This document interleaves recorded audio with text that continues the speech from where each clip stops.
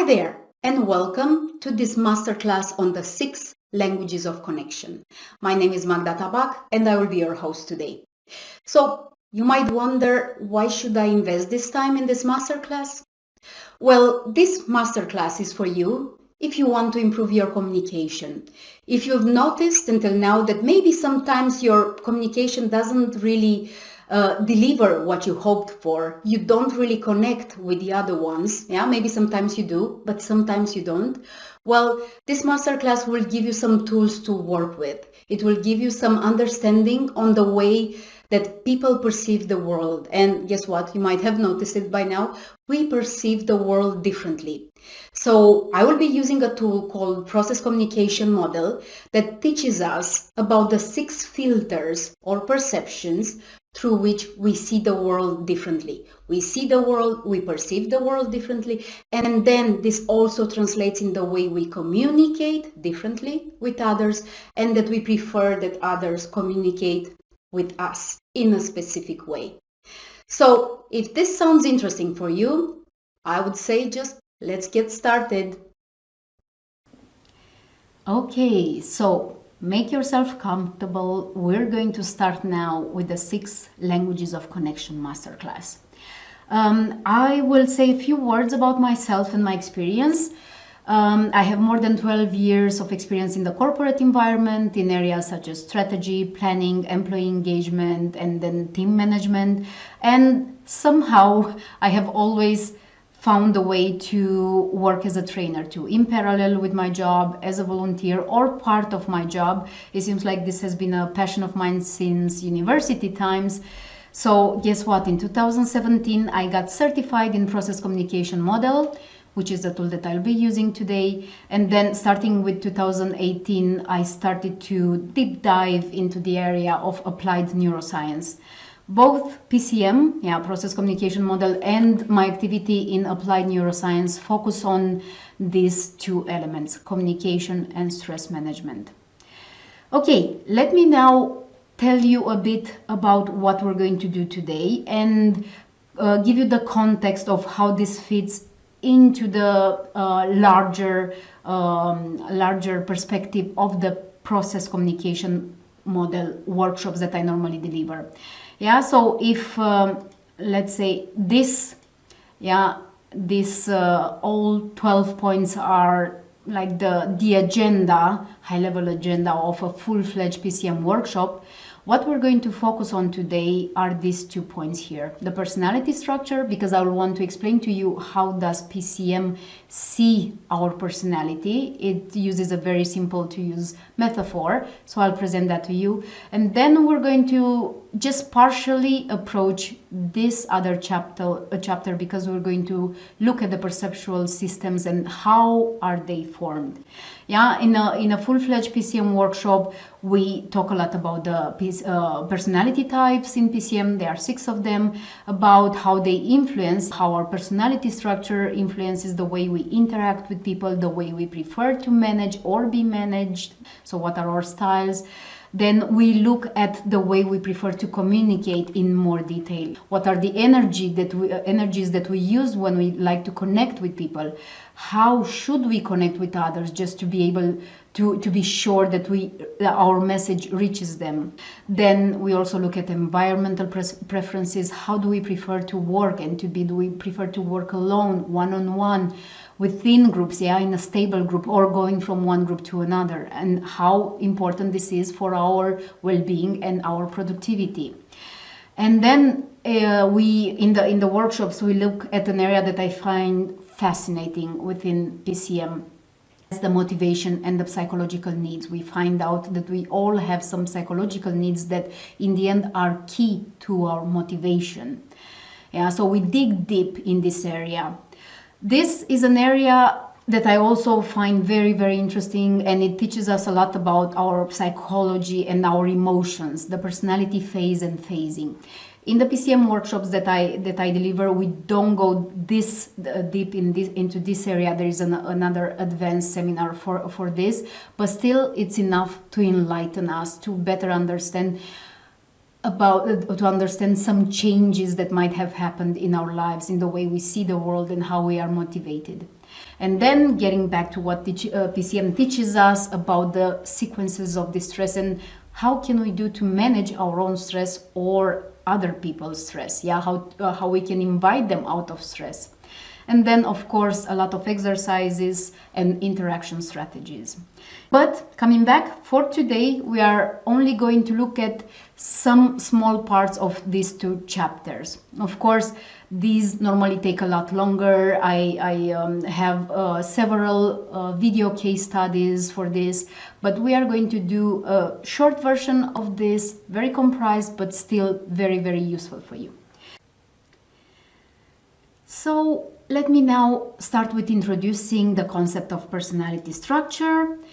In PCM, we actually use the metaphor of a condominium with 6 floors or a house with 6 floors. And each of these floors is in fact a distinct personality type that in the end describes our overall personality. So just to show it visually, let's focus on the left side of the slide. We have a house with 6 floors. And on each of these floors, as we just said, there is a certain personality type. PCM sees that there are 6 personality types in total, and I will actually name them right now. We're not going to focus on them in this masterclass, but just so you know and associate, when we're going to talk about the perceptions and the languages of connection. So each personality type comes with their own personality or character strengths, with their own way of communication, the energy it uses to communicate, the words it uses, the perceptions, the filters. We're going to see there are many elements that are connected with each personality type. And I like to call those resources. So the first floor in this example is the orange one, and this is the harmonizer floor, harmonizer personality type. The blue one is the thinker. The yellow is the rebel. The purple is the persister. This one here, brownish pink, is the imaginer, and the red one is the promoter. Yeah, so these are the 6 personality types that we work with in PCM. Good thing is we all have them in different orders with different intensity. This level of how much it is colored, one of these floors means the intensity that we with which we have that energy. And in PCM we actually say if we have around 40% energy on a floor from a personality type, that is a personality type that is rather easy for us to energize. The resources on that floor are easily available to us for day-to-day, for normal day-to-day. If we have less than 20%, on the other hand, we say that that is not such an easy energy to, to embody. The resources, those resources are a little bit more difficult for us to reach. It takes more energy for us to use them, but we can still do it. And that's the good part. And this is what also PCM says, we all have these personality types in us. And another thing that PCM says, and I really like it, is that we talk about types in people, not types of people, because we all have this type. And there is no type that is better or worse than the other one. They are all good. They all bring something to the table. They are different. And in the end, we need a good combination of these types for, better working in a team, or, in relationships, in group, in communities. Okay, but let me get back to our condominium. You see we have these arrows here that go up and down. Well, actually, this is our elevator. Another metaphor that we use to describe the personality structure. Our elevator takes us up and down when we need to adapt to the environment, to the task, to the people around us. Why is that? Because we take the elevator to access the resources on each floors. And just like in real life, this elevator is going to consume some energy because it needs to fight gravity. For us, it's very easy to stay on the first floor. That's our comfort zone. We actually call it the base. Yeah, it's very easy for us to stay at the base, at the foundation. It doesn't take energy, it's natural. But when we want to go up, the more we want to go up, more energy we're gonna have to use. It doesn't mean that we can do it. We do that without knowing PCM. Yeah, we do that many times a day. But we're going to notice, most probably, we're going to spend most of our time on the first 2 or 3 floors, and that is natural. Okay, so we have 6 floors. All of us have these 6 floors, personality types in us, just that with different orders and different energies. And then we have our elevator, who helps us to access the resources on each of these floors. And there is one floor, which is always the first one, the foundation, the base, that is the most comfortable for us. Yes, the comfort zone. We don't really spend energy to be there. And if you wondered, there are 720 possible combination of all these 6 floors in us. Because, as I was saying, we have in us all these 6 floors, but in different orders, yeah, with different intensity. Okay, let me now go to the subject of the perceptual systems, which in the end will translate in the languages of connection that I was talking about and that we are actually talking about here. So, perceptual systems, what will we look at? We are going to then look at the 6 ways of perceiving the environment, the 6 filters, the 6 perceptions that we work with in PCM. Guess what? Each and one of them is connected with a particular personality type. And yes, I know you guessed that. And we are going to identify how easy it is for you to comprehend or not messages based on one or several perceptions. Okay, so let's look at this. What are the 6 perceptions? These are thoughts, emotions, opinions, inactions, actions, and reactions with likes and dislikes. And they are in fact filters of our experiences.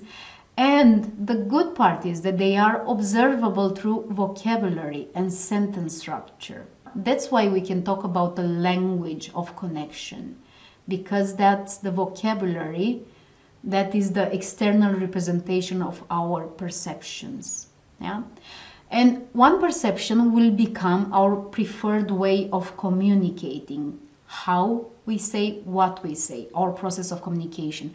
And that is the perception of our base. I was telling you that the base floor in us is our comfort zone. Yeah, so naturally we will tend to use that perception associated with that floor as the normal for us. We're going to use also the other ones. We're going to take our elevator and use the perceptions of those other floors, but our default will be this one.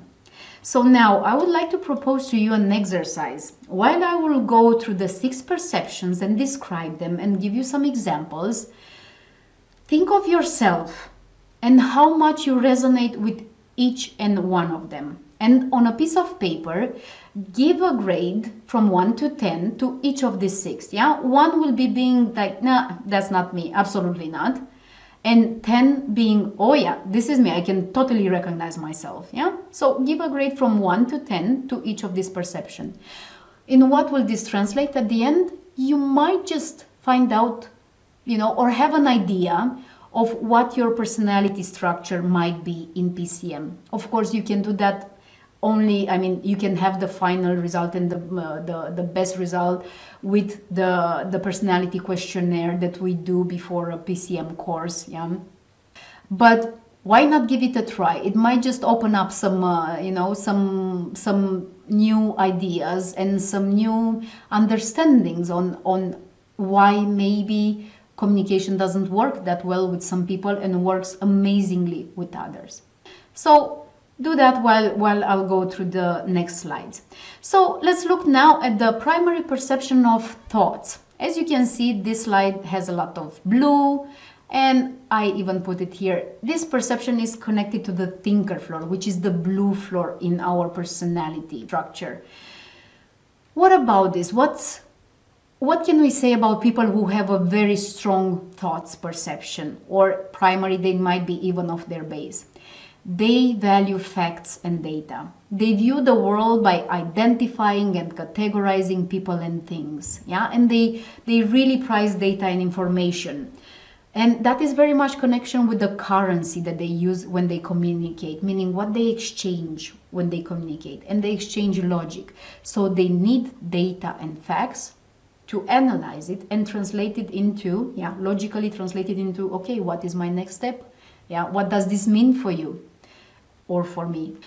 This is why the language of thought, so what we might hear them saying quite a lot would be things like, I think, what options do we have?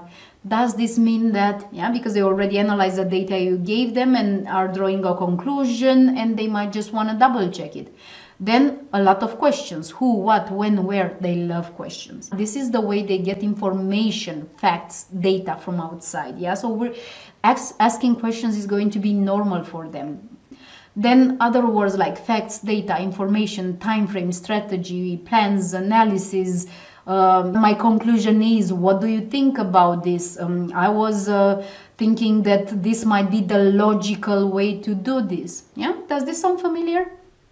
So give yourself a grade from 1 to 10 on this, and until then I will show you some characters from the movies or books, that have a very, very strong thinker floor. They work a lot with the thoughts, with the perception of thoughts. So we have Sherlock Holmes, the detective, but careful, only from the books, because in the movies they change, let's say. Hercule Poirot from the movies, Agatha Christie's Hercule Poirot. Then Monica Geller in Friends, and Sheldon Cooper in Big Bang Theory.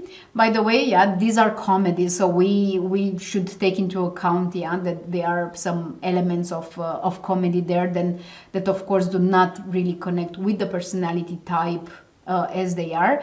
But I bet you could see that in these two characters too. For those of you who have watched Gilmore Girls, Rory Gilmore, then spoken data from Star Trek, Chuck Nolan from Castaway, and Hermione Granger in Harry Potter. Cool, so we've seen the perception of thoughts, connection with the thinker floor. You gave it already a grade. Let's look now at the second one, primary perception opinions, connected with the persister floor. People who have primary perception opinions, they value trust. This is of paramount importance for them. They work best with people they feel they can trust. In their relationship, they need to trust people, otherwise there's no relationship. They view the world by evaluating people and situations through belief systems. And they prize loyalty and commitment because they themselves are loyal and committed. Their currency, or what they exchange when they communicate, are values. And the language they use is the language of opinions and values. And we might hear them say, in my opinion, we should do that. I believe, respect, values, admiration, commitment, dedication, trust. It's not normal. It shouldn't be like this. It's very important too. All these kind of expressions. And as you can see now on this page, I have also some people from the real life. Martin Luther King, Mahatma Gandhi, Steve Jobs. Having very strong opinions and beliefs and values means that once you work in an area that, or you follow them in the things that you do, there's no stopping you. You can move mountains. Look at them. They believed in something and they made it happen. And it didn't matter if it took a long time for that. Now, a note when it comes to opinions. Sometimes opinions might not be based on facts, not at all times. And this is when you have to pay attention and to be aware. Do I have the data, the thinker floor? Do I have the data that supports my opinion? Sometimes with my work with things, because we've always done that, or this is how it has been done. That's something to be aware of. Then from the movies we have Lady Violet, from Downton Abbey, Miranda Presley in Devil Wears Prada, Colonel Jessup in A Few Good Men, and guess what? Jon Snow from Game of Thrones. So, don't forget, give yourself a grade from 1 to 10 for the opinions, for the primary perception of opinions, and thus for your persister floor. Now, primary perception of emotions connected to the harmonizer floor in us. Harmonizer, the floor of harmonizer value relationships. They view the world by feeling about people and situations, and they prize family and friendships. You know, there will be the people who enter in a meeting and they can already sense it. Ooh, this is kind of tense, and I'm looking at Anna and I see that she's really tense, and I think she's a bit sad. So they will be the ones who feel the energy, the feelings of other people, emotions, harmonizer, and they will try to bring harmony. Their currency is compassion. What can I do to help? I'm here for you. They'll be the ones who take people as they are, with no judgment, no analysis about them. You are good just the way you are. Is the nurturing energy in all of us. The language of emotions and compassions. Guess what? It will be a lot easier for this floor, the harmonizer floor, to put feelings and emotions into their vocabulary. I feel so happy to be part of this team. I'm so comfortable working with you. Oh, I'm so angry. This is not fair what is happening here. I'm so sad about this. I care, happy, scared, I love. Language of emotions. And when we look at the characters or people from the real life, we have Diana, Princess of Wales, and if you think of some of her past interviews, you could see quite a lot, expressions like, I was so happy to hear that, or it made me sad to hear, yeah? Then from the movies, Professor Klump, from The Nutty Professor, Charlotte from Sex and the City, Wilson in Dr. House, Rod Tidwell in Jerry Maguire, and Elle Woods from Legally Blonde. So, give yourself a grade also for emotions, for the perception of emotions, remember, from 1 to 10. And now let's go to the next one, primary perception of inactions or reflections. Yeah, this is connected to the imaginary floor in all of us. And the people with primary perception of inactions, they value direction and they view the world by reflecting about what is happening. They prize privacy in their own space. And their currency, so what they exchange, and communicate, is imagination. So these will be people who really like to spend time in their mind. They have a power of visualization, of seeing options, possibilities, that they are not, they don't stop at logic. They go beyond that. It's imagining possibilities. The language of inactions, we might hear them say, I need some time to reflect, wait for more direction, hold back, easy pace, I need my own space, and, don't want to rock the boat. Something that is relevant for the imaginary floor and the perception of inactions. They work, as I said, they work very well when they are given clear direction and space and time to be able to use their imagination and to reflect on the problem that they need to solve or whatever it is. They don't work well if they are put on the spot. Now I need this, give me that. No, you're not going to take advantage of the richness of that imagination, of those reflection and contemplation that can bring things that we wouldn't even imagine. Yeah. So we might also hear them things like, I'm wondering if maybe if we try something different, and they are bringing their imagination, in front of you and let give you a glimpse of those possibilities. What if we, I'm imagining that we could try, or, I can see this going like that and like that, yeah?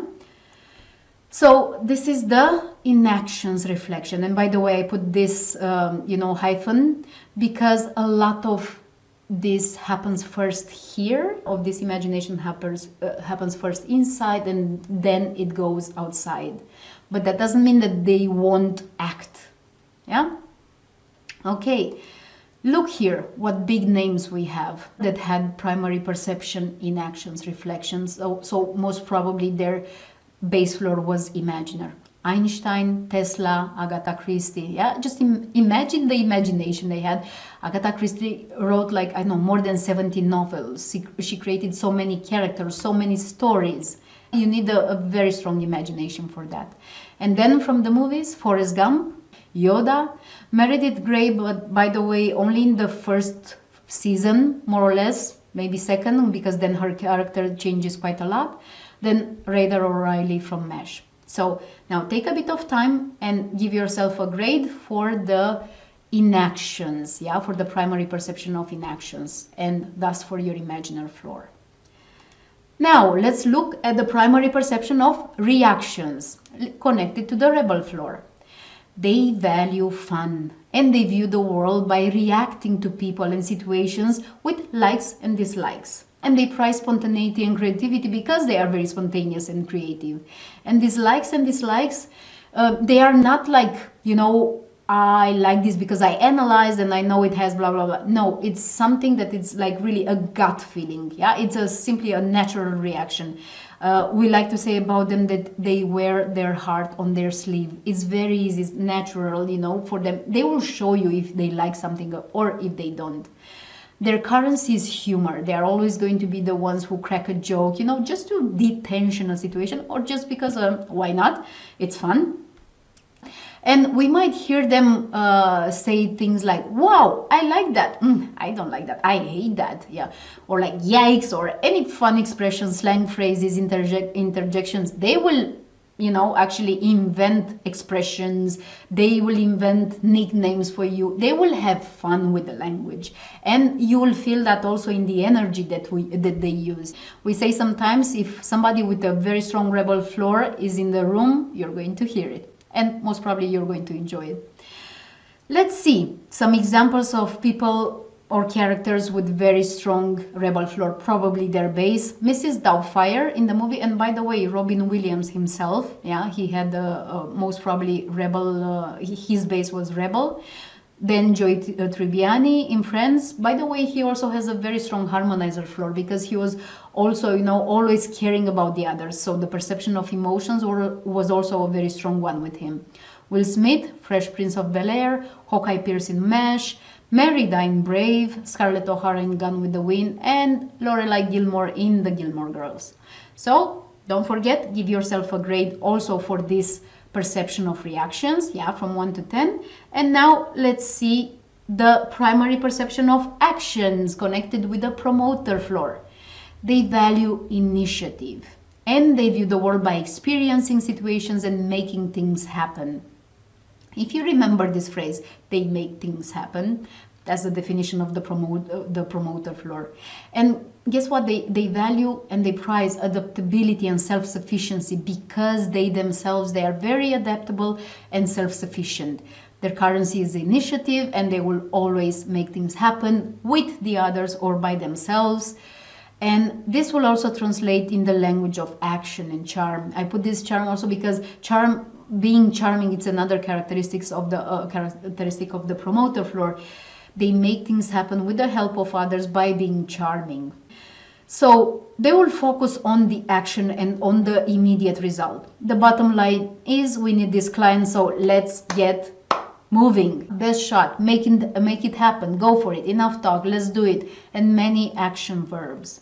From the real life, we have Steve Irwin, if you remember, the crocodile hunter. Then guess what? All the action movie main characters, James Bond, Harvey Specter, yeah, in Suits, Captain Jack Sparrow, Tony Stark, Rambo. Then Daenerys Targaryen in Game of Thrones. She also had a very strong persister floor, so the perception of opinions, yeah, but also actions. Then Rachel Green in Friends. Again, combination of more floors there, but a lot of action.